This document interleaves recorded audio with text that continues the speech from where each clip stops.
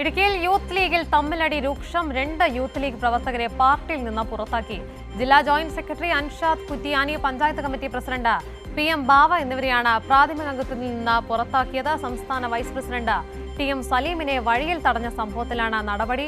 CB Joseph ഒരിക്കൽ കൂടി ചേരുന്നുണ്ട്. ഈ CB തദ്ദേശ സ്വയംഭരണ തെരഞ്ഞെടുപ്പിന് ശേഷമാണ് ഇത്തരത്തിലൊരു തമ്മിലടി അല്ലെങ്കിൽ ലീഗിലൊരു ചേരിപ്പോര് രൂക്ഷമാവുന്നത്. അതൊരു തമ്മിലടിയിലേക്ക് എത്തിയിരിക്കുകയാണ്. ഇപ്പോൾ എന്തൊക്കെയാണ് വിവരങ്ങൾ?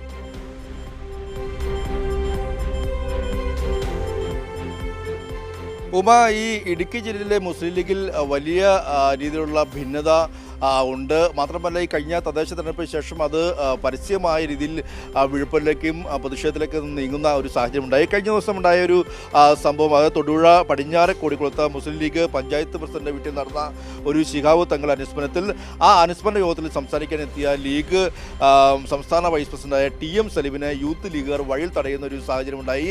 അതിൽ പ്രധാനമായും ഇവർ ചൂണ്ടിക്കാട്ടിയത് ഈ കഴിഞ്ഞ തദ്ദേശ തെരഞ്ഞെടുപ്പിൽ, അതായത് കോടിക്കുളം മേഖലയിലെ ഈ പഞ്ചായത്തിൽ ലീഗിന് ഭൂരിപക്ഷമുള്ള വാർഡിൽ അവിടെ 300 വോട്ടുകളുടെ വ്യത്യാസത്തിൽ ലീഗിൻ്റെ സ്ഥാനാർത്ഥി പരാജയപ്പെടുന്നൊരു സാഹചര്യമുണ്ടായി.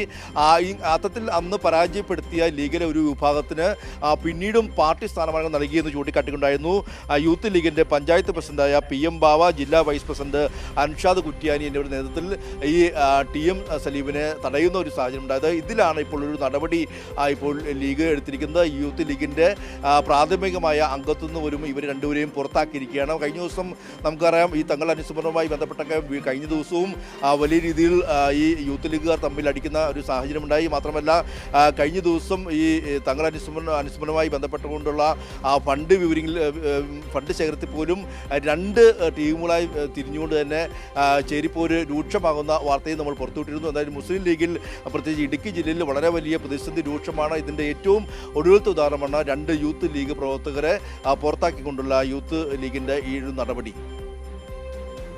ശരി, CB ജോസഫാണ് വാർത്തയുടെ വിശദമായ വിവരങ്ങൾ പങ്കുവച്ചത്.